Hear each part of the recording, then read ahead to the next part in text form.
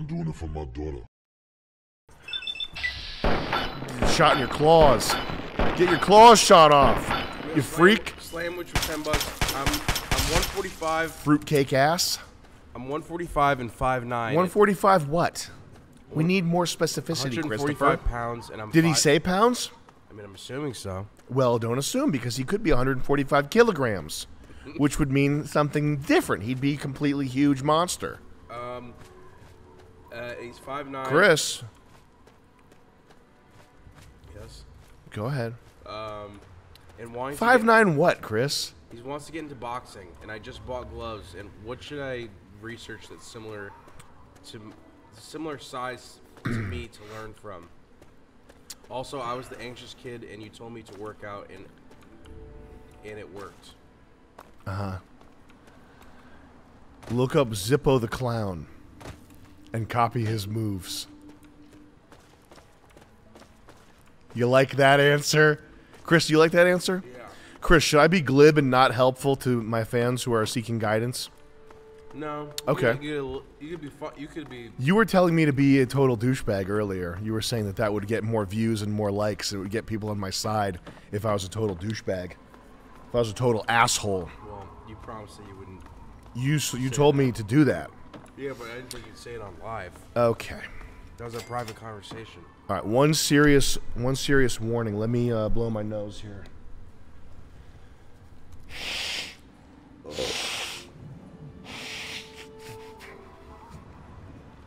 One serious warning with the boxing and the Muay Thai is be very careful that you don't get at a gym. You end up going to a gym with bullies. Be very careful, because your head, you can't be getting your head knocked around. It's really bad. You really cannot be getting your head knocked around. It's not good. It's really not good. Yeah. Do you know that? Yeah. I've never had a concussion or anything like that, but I know people who have. Because when I started doing Muay Thai, you remember we were doing it in the yard and whatnot.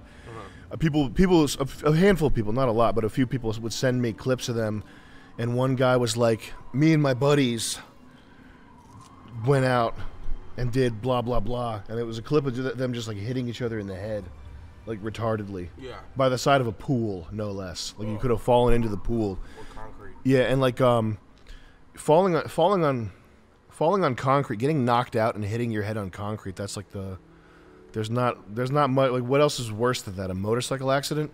You really have to be super careful with your head.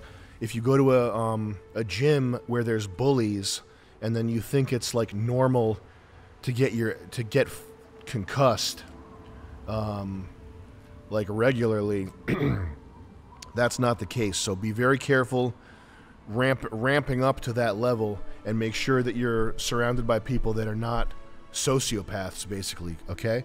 145 and 5'9". I mean, it depends on whether you're white or black, but I don't know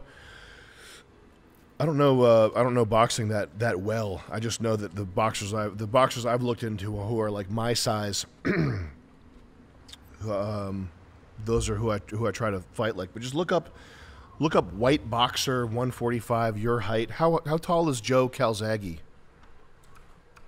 Joe Calzaghe? Yeah. Joe Calzaghe's 6 feet. Maybe look him up. What weight was he?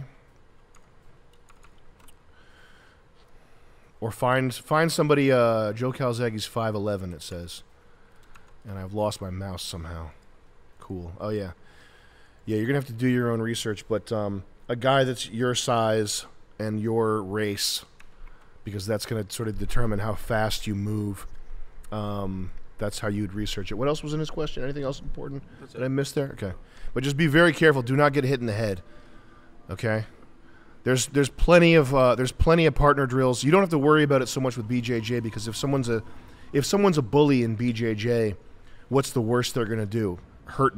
Bend your arm behind your back like a sissy? That sissy shit, which you should learn. Everybody should be, I think, if you're a fan of my stuff, you should be able to You should aim for squatting 225 and getting a blue belt in BJJ. That's what I would like if I'm going to make any sort of lasting impression on the world, instead of whatever you're doing, which is what, calling in a beef. Yeah. That's probably what you're working on right now. But if I could wish to make a lasting impression, it would be squat 225, low bar back squat with good form, and get to a blue belt in Jiu-Jitsu. And if you do those two things, you'll be good to go. But the Jiu-Jitsu shit is such sissy shit. But yeah, if you go to a Jiu-Jitsu place and there's a gym bully, it's not really an issue because you just say uncle and they stop. Whereas with boxing and Muay Thai, you have to be really careful that you're not working out with sociopaths that want to hurt you. Oh shit! We weren't really getting into that until after we shot it all. Yeah, we didn't do much scat play until the show wrapped. We got robust sauce for $10. I got my blue belt a few months ago. What belt did you get to, and should you keep on training BJJ after you get your blue belt? I got a white belt that took me 10 years. I'm still working on it.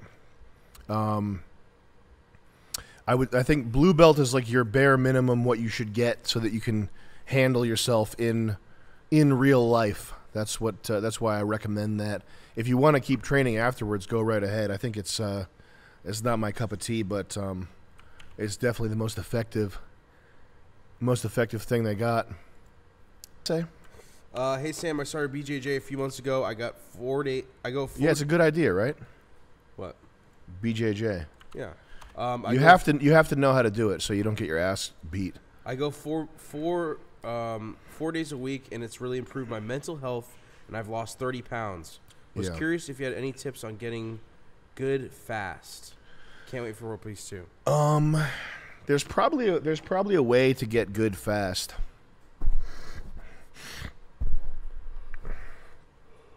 Pardon me, that was disgusting. I think you would probably want a chart. Like a chart would be like, if you're in this position, what's your go-to? What's your plan B? What's your plan C? I think that might be a good sort of hack to getting good fast.